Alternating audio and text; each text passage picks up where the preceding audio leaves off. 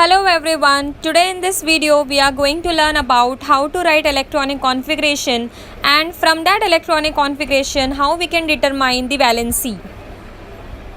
Before going into the electronic configuration, we will learn a simple way to memorize elements. Because students, in your for your 10th standard, you have to memorize elements from 1 to 20, और वो भी element sequence में by heart होना चाहिए. इसीलिए एक simple सा तरीका है जिसके थ्रू तुम एलिमेंट्स को सीक्वेंस में याद रख सकते हो, उसका सिंबल याद रख सकते हो और उसका एटॉमिक नंबर भी याद रख सकते हो. तो इसीलिए सबसे पहले हम क्या करेंगे, एलिमेंट्स को बाय हार्ट करेंगे सीक्वेंस में. Here is the mnemonics for element 1 to 20. So in this table I have already written how you can memorize the elements in this column from element 1 to 10 and in this column from element 11 to 20. So let's begin. तो ये sentence read करके देखेंगे. High Henry, Henry एक लड़के का नाम है, छोटा बच्चे का नाम है. हाई हेनरी लाइक बीन्स, उसे बीन्स बहुत पसंद है, but can not obtain from near, पर उसको पास में कहीं नहीं मिल रहा है, उसको बीन्स बहुत पसंद है. तो ऐसे मतलब एक स्टेटमेंट ऐसे बनाया है ताकि इसके थ्रू हम एलिमेंट्स को सीक्वेंस में याद रख सके.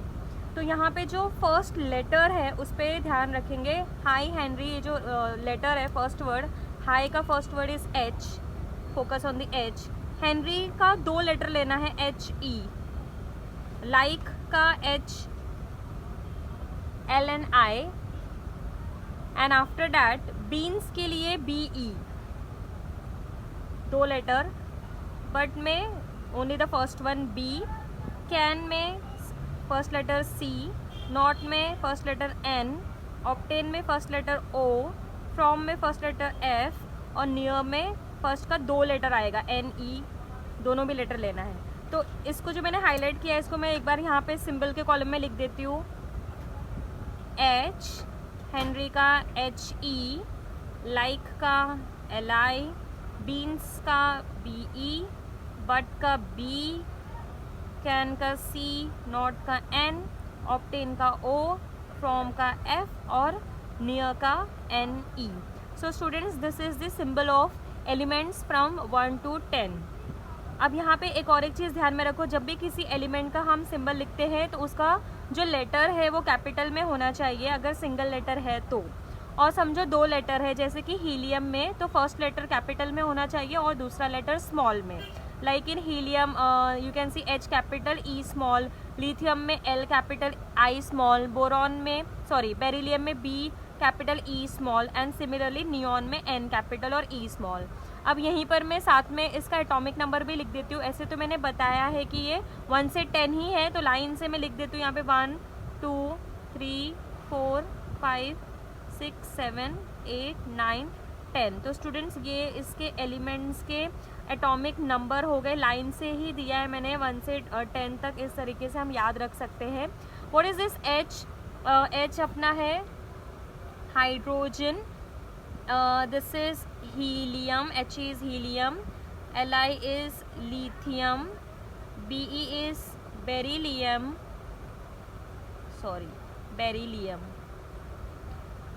B is boron, C is carbon, N is nitrogen, O is oxygen, F is fluorine, and Ne is neon. So this is from element 1 to 10. अब ये नेक्स्ट कॉलम देखेंगे, यहाँ से हम लोग देखेंगे एलिमेंट 11 से लेके 20 तक. पहला यहाँ पे पहले स्टेटमेंट हम देखते हैं. यहाँ पे स्टेटमेंट मैंने क्या किया है, जैसे कि कोई एक पॉप सिंगर होते हैं जो गाना वगैरह गाते हैं, तो उस हिसाब से बनाया. जस्ट थोड़ा देख लो क्या है. ये एक बार, दो बार, तीन बार, मतलब ये याद हो जाएगा तो एलिमेंट्स को बाहर करना ईजी हो जाएगा. सो यहाँ पे मैंने नाना MG, तो जैसे कि कुछ भी अजीब अजीब से नाम होते हैं तो वैसे इसको भी याद रख लेना, नाना MG. अब उसके आगे देखो, ऑलवेज सिंग पॉप सॉन्ग, वो हमेशा पॉप सॉन्ग्स गाता था. और क्लोथ्स आर केप्ट कैजुअल, अगर देखा होगा ये लोग हमेशा कैजुअल कपड़े में ही रहते हैं, तो ऐसा क्लोथ्स आर केप्ट कैजुअल. अब यहाँ पे क्या करेंगे भी, इसमें भी मैं सिंबल को हाईलाइट कर देती हूँ. नाना में NA, दो लेटर आएगा. MG पूरा का पूरा लेना है. ऑलवेज में AL, सिंग में SI, पॉप में ओनली P, सॉन्ग में S, क्लोथ्स में Cl, आर में Ar, केप्ट में K और कैजुअल में Ca।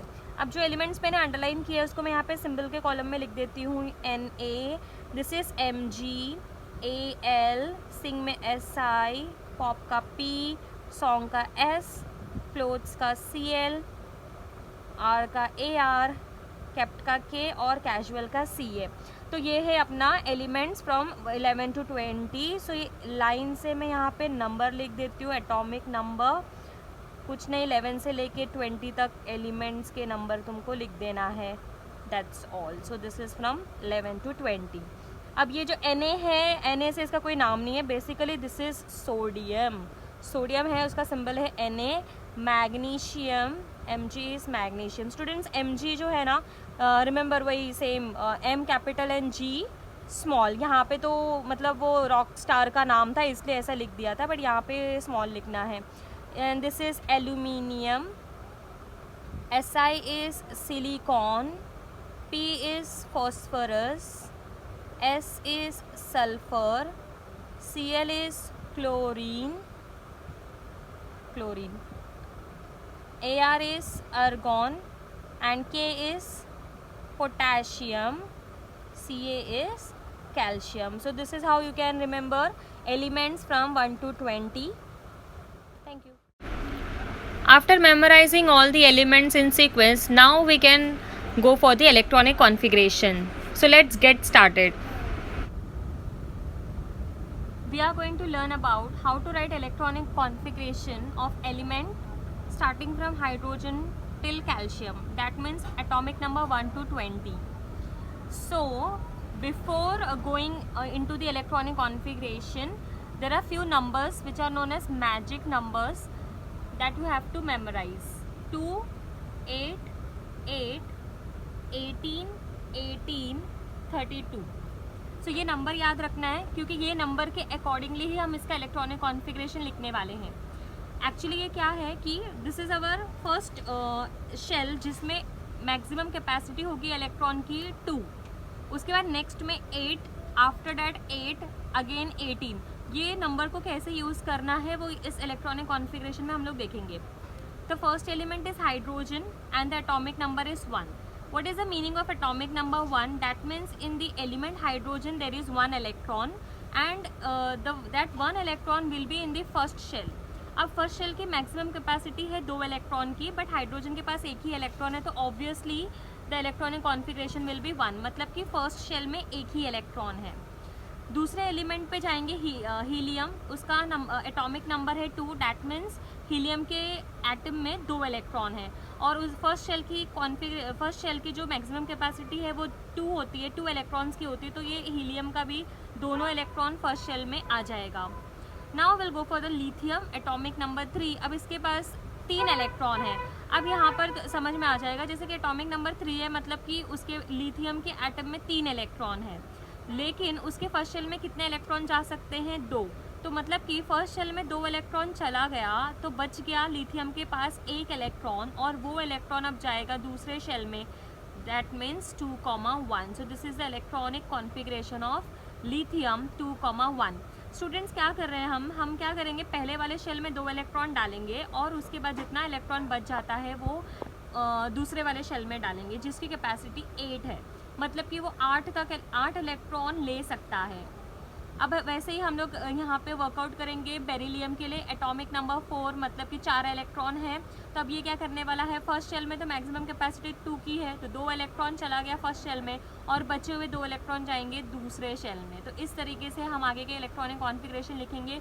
Boron 5, so it will B 2,3, carbon is 6, so it will be 2,4, nitrogen 7, 2,5, oxygen is 2,6, fluorine is 2,7, neon is 2,8। अब students neon पे ज़रा focus करना। 2,8 मतलब कि जो मेरा सेकेंड शेल है वो फिल हो चुका है। अब मैं इसके आगे, जैसे कि अगर मैं सोडियम की बात करूँ तो 2,9 नहीं लिख सकते, तो सोडियम के केस में हम क्या करेंगे, 2,8, मतलब कि मैंने सेकेंड शेल में 8 इलेक्ट्रॉन डाल दिया, 2,8 मतलब 2 और 8 हो गया 10, मतलब 1 इलेक्ट्रॉन अभी बचा हुआ है, तो वो इलेक्ट्रॉन अभी जाएगा आगे वाले तीसरे शेल में, that is 2,8,1। I hope you are getting. Students यहाँ पे 8 के आगे इलेक्ट्रॉन्स आगे नहीं जा सकता क्योंकि कैपेसिटी 8 की है, इसीलिए अब बचा हुआ इलेक्ट्रॉन हम क्या करेंगे और नेक्स्ट शेल में डालेंगे, that is our third shell. वहाँ पे आ गया एक इलेक्ट्रॉन। अब ऐसे ही आगे बढ़ेंगे मैग्नीशियम के साथ, सो इट विल बी 2, 8, तो 2, 8 हो गया 10 और यहाँ पे इलेक्ट्रॉन्स बचे 2 तो हो जाएगा 2, 2, 8, 2। Similarly go for the aluminium, it will be 2, 8, 3। Silicon के लिए 2, 8, 4। फॉस्फोरस के लिए 2, 8, 5। सल्फर के लिए 2, 8, 6। क्लोरीन के लिए 2, 8, 7। आर्गॉन के लिए 2, 8, 8। अब स्टूडेंट यहाँ पे देखो इसका जो थर्ड शेल का कैपेसिटी था वो भी 8 का है और आर्गॉन में देख सकते हो कि वो फुल हो चुका है। तो अब इसके आगे जब हम पोटेशियम के पास आएंगे तो इट विल बी 2, 8, 8। अब इसको काउंट कर लो, 8, 8, 16, 17, 18, ये 18 इलेक्ट्रॉन हो गए। बचा हुआ एक इलेक्ट्रॉन अब कहाँ जाएगा, नेक्स्ट शेल में, डेट इज शेल नंबर 4। फिर से मैं वही बोलूँगी, यहाँ पे 8 की जगह पे हम इसको 9 नहीं कर सकते हैं, बस ऐसे ही फ्लो में नंबर मत लिखते चले जाना। ये जो मैंने ऊपर नंबर लिखा है उस पर ध्यान देना है। Okay, now will go for the last element calcium which is 2, 8, 8। अब इसके दो इलेक्ट्रॉन बचे तो वो लास्ट शेल में चले जाएंगे। So this is how we write the electronic configuration. After knowing the electronic configuration, we can easily find out the valency of any atom. So first of all, what is valency? The valency of an element is determined by the number of electrons present in the outermost shell of its atom, that is its valence electron. So what we are going to do is, after writing the electronic configuration, we have to check out how many electrons are present in its last shell. Last shell means outermost shell or you can say valence shell. Valence shell में कितने electrons है उसके accordingly we can determine the valency of an atom. For that we have to learn about duplet rule and octet rule. So duplet rule. So what is the meaning of duplet? Duplet means 2. So duplet rule is elements which is stable with 2 electrons in its shell. So students, when we write the electronic configuration, we have to check whether that element is stable with 2 electron or not. Suppose it is stable with 2 electrons in its shell, that means it is following the duplet rule. Next is octet rule. Octet means 8. So suppose we write the electronic configuration and that element is stable with 8 electron in its shell, then it is known as octet rule. जो पहला shell होता है means the first shell immediately after the nucleus, that shell is stable with the duplet rule. And after the first shell मतलब second shell और third shell जो होता है वो ऑक्टेट रूल में ज़्यादा स्टेबल होता है. सो ये डुप्लेट रूल कहाँ और ऑक्टेट रूल कहाँ अप्लाई करना है वो भी हम लोग इलेक्ट्रॉनिक कॉन्फ़िगरेशन और वैलेंसी के साथ साथ पढ़ेंगे. Students, we have learned about how to write electronic configuration of element. So now we are going to find out how we can identify the valency of an element with the help of electronic configuration. इसका मतलब ये है, अगर element का atomic number पता है, उसका electronic configuration अगर लिखने के लिए आता है तो हम उसका वैलेंसी भी फाइंड आउट कर सकते हैं. इलेक्ट्रॉनिक कॉन्फ़िगरेशन से वैलेंसी फाइंड आउट करने के लिए we have to rule. One is duplet rule and the second one is octet rule. So students, what is duplet rule? Duplet means 2 electron and here you can see I have already mentioned the number in the at the top of the paper. You can see 2 electrons is there, then again 8 and then 8. अगर यहाँ पर इसको shell wise अगर देखो, अगर shell में 2 electron है तो उसको हम लोग डुप्लेट रूल बोलेंगे और अगर 8 इलेक्ट्रॉन होगा तो उसको हम ऑक्टेट रूल बोलेंगे. सो कोई भी एलिमेंट अपने आप को स्टेबल करने के लिए या तो डुप्लेट रूल की तरफ जाता है या तो वो ऑक्टेट रूल की तरफ जाता है. तो कौन से एलिमेंट डुप्लेट रूल करेंगे, कौन से ऑक्टेट, वो हम लोग सीखेंगे. एट द सेम टाइम हम 1 से लेके 20 एलिमेंट्स तक सबकी वैलेंसी भी इसी में निकाल सकते हैं. ठीक है, so let's start with the first one. The first element hydrogen. Electronic configuration is 1. So students, what hydrogen can do. देखो हाइड्रोजन के पास एक इलेक्ट्रॉन है तो वो डुप्लेट की तरफ जाएगा क्योंकि डुप्लेट करने के लिए वो एक इलेक्ट्रॉन एक्सेप्ट करेगा. ऑब्वियसली वो ऑक्टेट नहीं कर सकता क्योंकि अगर उसको ऑक्टेट करना है तो उसको 7 इलेक्ट्रॉन लेना पड़ेगा, जबकि हाइड्रोजन के पास एक ही शेल है, K shell. So obviously hydrogen will go for the duplet rule. That means it is going to accept one electron. So whenever any element is accepting electron, we will be writing +1. accept करेगा तो +1 लिखेंगे. Now come to helium. Electronic configuration is 2. If you look at the number, it is having 2 electron. That means उसका already duplet rule complete हो चुका है. That means helium is not going to accept any electron, neither it is going to donate electron, because वो अपने आप में ही stable है. तो helium की वैलेंसी हो जाएगी 0. Come to lithium. लिथियम का इलेक्ट्रॉनिक कॉन्फ़िगरेशन है 2,1. 2 मतलब ये उसका K शेल है, फर्स्ट शेल, एंड 1 इलेक्ट्रॉन उसके लास्ट शेल में है, मतलब कि L शेल में है. सो नाउ यहाँ पे सोचना है कि ये डुप्लेट करेगा या ऑक्टेट. तो स्टूडेंट्स देखो, अगर इसको ऑक्टेट करना है तो 7 इलेक्ट्रॉन एक्सेप्ट करना पड़ेगा, और बेटर ऑप्शन इज़ कि वो अपना 1 इलेक्ट्रॉन लूज़ कर दे और उसके पास हो जाएगा ये 2 इलेक्ट्रॉन ही बचेगा सिर्फ. तो इसका अपने आप डुप्लेट रूल कंप्लीट हो जाएगा बाय लूजिंग 1 इलेक्ट्रॉन. तो यहाँ पे जो लिथियम है वो इलेक्ट्रॉन लूज़ करने वाला है, तो हम उसको क्या बोलेंगे, +1. ठीक है, लिथियम क्या करेगा, इलेक्ट्रॉन को लूज़ करेगा. ठीक है. The next one is beryllium. Beryllium में है 2,2. Students again if you see the यहाँ पे जो 2 दिया हुआ है ये उसका सेकेंड शेल है.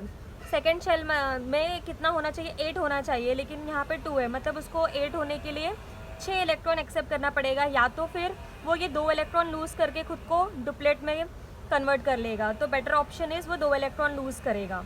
स्टूडेंट्स देखो, 6 इलेक्ट्रॉन लेना डिफ़िकल्ट है, 2 इलेक्ट्रॉन डोनेट करना ईजी है, तो it will donate 2 electron. So I am writing +2. Similarly go for boron 2,3. Accept करना है 5 इलेक्ट्रॉन और it can lose 3 electrons, it will lose 3 electron. Come to the carbon. Carbon का valence electron है 4, मतलब कि अगर वो 4 इलेक्ट्रॉन लेगा तो ऑक्टेट होगा, या तो फिर वो 4 इलेक्ट्रॉन लूज़ करेगा तो वो डुप्लेट होगा. तो कार्बन के पास 2 वैलेंसी हो सकती है, एक तो +4 या तो -4, 2 वैलेंसी हो सकती है. So let's move on to the next element, nitrogen 2,5. अब स्टूडेंट्स यहाँ पे देखो, यहाँ पे 5 इलेक्ट्रॉन है, तो ये क्या कर सकता है, ये 3 इलेक्ट्रॉन एक्सेप्ट करेगा तो ये हो जाएगा ऑक्टेट, या तो फिर ये 5 इलेक्ट्रॉन लूज़ करेगा तो होगा डुप्लेट. अब यहाँ पे सिचुएशन अलग आ गई है, क्योंकि जितना इलेक्ट्रॉन वो लूज़ कर रहा है, 3 इलेक्ट्रॉन वो एक्सेप्ट करेगा, वो ईजी है, या 5 इलेक्ट्रॉन लूज़ करना. तो obviously it is easy for nitrogen to accept 3 electron. तो जब कभी भी एलिमेंट इलेक्ट्रॉन एक्सेप्ट करते हैं तो it will be in minus, और कितना इलेक्ट्रॉन एक्सेप्ट करेगा वो 3, क्योंकि 5 + 3 इज़ 8, तो उसका ऑक्टेट रूल कंप्लीट होगा. Now move on to the oxygen 2,6. तो इसके पास जो 6 इलेक्ट्रॉन है, अब यहाँ पे देखो ये क्या करेगा, 2 इलेक्ट्रॉन एक्सेप्ट करेगा, तो ये हो जाएगा -2. सिमिलरली गो फॉर फ्लोरीन, ये 1 इलेक्ट्रॉन एक्सेप्ट करेगा, -1. Move on to the neon, it's 2,8. अब यहाँ पे देखो 8 ऑलरेडी 8 है, मतलब इसका ऑक्टेट रूल पूरा है, तो ना ही ये इलेक्ट्रॉन लेगा ना देगा, मतलब इसकी वैलेंसी हो गई 0. Next is sodium 281. अब यहाँ पे हम आ गए हैं तीसरे शेल पे, और यहाँ पे देख सकते हो टॉप पे मैंने लिखा है 288, मतलब मेरा जो तीसरा है ना उसमें भी 8 इलेक्ट्रॉन होगा तो ऑक्टेट रूल कंप्लीट होता है. अब यहाँ पे सोडियम के केस में क्या होगा, इसको 7 इलेक्ट्रॉन लेना पड़ेगा ऑक्टेट करने के लिए. इससे बेटर ऑप्शन ये है कि ये सोडियम अपना लास्ट इलेक्ट्रॉन डोनेट करके इसको ही अपना ऑक्टेट बना ले. तो यहाँ पे सोडियम लूज़ करने वाला है, और जब कभी भी लूज़ होगा तो +1. ठीक है. Let's go for the second one, that is magnesium 282. It is going to lose 2 electron, it will be +2. क्यों लूज़ करेगा, सेम रीज़न, अगर इसको ऑक्टेट करना है तो 6 इलेक्ट्रॉन एक्सेप्ट करना पड़ेगा, इसीलिए इंस्टेड ऑफ एक्सेप्टिंग 6 इलेक्ट्रॉन वो क्या करेगा, ये 2 इलेक्ट्रॉन लूज़ करके यहाँ पे ऑक्टेट बना लेगा. Next is aluminium 283. यहाँ पे क्या करेगा, वो लूज़ करेगा तो 3 हो जाएगा. यहाँ पे देखो 4, सेम सिचुएशन आ गई, या तो वो लूज़ करेगा या एक्सेप्ट करेगा, तो इट कैन बी +4 और -4, same like carbon. Now if you go to the next one 285. यहाँ पे 5 आ गया है, देखो थोड़ा नाइट्रोजन जैसा लगेगा यहाँ पे. सेम यहाँ पर भी सिचुएशन आ गई है, वो 3 इलेक्ट्रॉन एक्सेप्ट करेगा, तो एक्सेप्ट करेगा तो हो जाएगा -3. यहाँ पे 2 इलेक्ट्रॉन एक्सेप्ट करेगा, -2. यहाँ पे 1 इलेक्ट्रॉन एक्सेप्ट करेगा, -1. यहाँ पे देखो ऑलरेडी फुलफिल्ड है, so valency is. Now come to the potassium. यहाँ पे देखो 1 इलेक्ट्रॉन है, देखो 1 इलेक्ट्रॉन है तो क्या करेगा, इसको ये लूज़ करेगा तो इसका ये ऑक्टेट हो जाएगा, तो ये लूज़ करने वाला है +1, ये 2 इलेक्ट्रॉन लूज़ करेगा तो इसका ऑक्टेट हो जाएगा, तो ये हो जाएगा +2। तो इस तरीके से with the help of electronic and configuration we can identify what will be the valency of an element. Students, if you focus on some elements like carbon, silicon, they are showing two different valencies, +4 and -4. So that is due to it can take accept electron or it can donate electron. Same is for the hydrogen. अब यहाँ पर मैंने hydrogen की electronic configuration 1 लिखा था, तो इसको अगर डुप्लेट करना है, मतलब 2 इलेक्ट्रॉन उसके शेल में अगर 2 इलेक्ट्रॉन करना है तो उसको एक्सेप्ट करना पड़ेगा, लेकिन समटाइम्स वो लूज़ भी करता है, तो हाइड्रोजन कैन बी +1 और -1। In your 10th standard syllabus 10th standard में ये चीज़ों को इतना ज़्यादा बताते नहीं हैं, लेकिन मैं तुमको बता रही हूँ कि इस तरीके से वैलेंसी डिसाइड होती है, क्योंकि 10th स्टैंडर्ड के सिलेबस में प्लस माइनस भी नहीं बताया है, लेकिन ये प्लस माइनस तुमको पता होना चाहिए। अगर तुमको प्लस कब आएगा माइनस कब आएगा ये पता होगा, तो आगे के चैप्टर जो हमारा नेक्स्ट चैप्टर है केमिस्ट्री वाला, उसमें हम रिएक्शन करेंगे और उस रिएक्शन को समझने के लिए तुमको प्लस माइनस भी पता होना चाहिए। So don't ignore this charges, it can be plus, it can be minus, तो कौन क्या होगा वो पता होना चाहिए। That's all. So students, now we will be able to solve question based on valency. The question is, what is the relationship between the electronic configuration of an elements and its valency? तो students अभी हमने देखा कि electronic configuration से हम valency find out कर सकते हैं, और उसके लिए हमने डुप्लेट और ऑक्टेट रूल अप्लाई किया है। और ये जो इलेक्ट्रॉनिक कॉन्फ़िगरेशन हम लिखते हैं और डुप्लेट ऑक्टेट रूल अप्लाई करते हैं, वो बेसिकली हम लोग आउटर मोस्ट शेल में जो इलेक्ट्रॉन प्रेजेंट है उसके बेसिस पे वैलेंसी फाइंड आउट किया जाता है। तो that is our answer. Valency of an element can be determined by the number of electrons present in the outermost shell. The next question is the atomic number of beryllium is 4 while that of oxygen is 8. Write down the electronic configuration of the two and reduce their valency. तो students this question is for you, मतलब ये तुम लोग solve करोगे question, क्योंकि oxygen का भी और बेरिलियम इन सबका इलेक्ट्रॉनिक कॉन्फ़िगरेशन भी हमने पढ़ा है, इसकी वैलेंसी कैसे कैलकुलेट करते हैं वो भी हमने देखा है, तो ये क्वेश्चन तुम अपने आप से सॉल्व करोगे। The next question is, what is the periodic trend in the variation of valency while going from left to right within a period? And for this question, it is already mentioned. Explain your answer with reference to period 2 and period 3. So students, what you have to do is period number 2 के जो elements है उनको तुमको एक के नीचे एक लिखना है, उसका इलेक्ट्रॉनिक कॉन्फ़िगरेशन लिखना है, and then you have to find out the valency. Similarly, you will do for period number 3. And then valency निकालने के बाद you have to give the answer whether the valency is increasing or decreasing, वो तुमको इसमें answer करना है। पहले valency निकालो and then you have to answer कि जो वैलेंसी का जो वैल्यू है वो इंक्रीज़ हो रहा है, डिक्रीज़ हो रहा है, क्या हो रहा है, वो तुमको यहाँ पे आंसर करना है। Next question, what is the periodic trend in the variation of valency while going down the group? Explain your answer with reference to group 1, group 2 and group 18. So here what you will do, group 1 के जो elements है उसको एक के नीचे एक लिखो। Group 1 के एलिमेंट्स जैसे कि हाइड्रोजन, उसके नीचे आएगा लिथियम, उसके नीचे आएगा सोडियम, उसके नीचे पोटेशियम। तो ये 4 एलिमेंट्स को ले लो, हाइड्रोजन, लिथियम, सोडियम, पोटेशियम, उसका एटॉमिक नंबर लिखो, इलेक्ट्रॉनिक कॉन्फ़िगरेशन लिखो और वैलेंसी फाइंड आउट करो।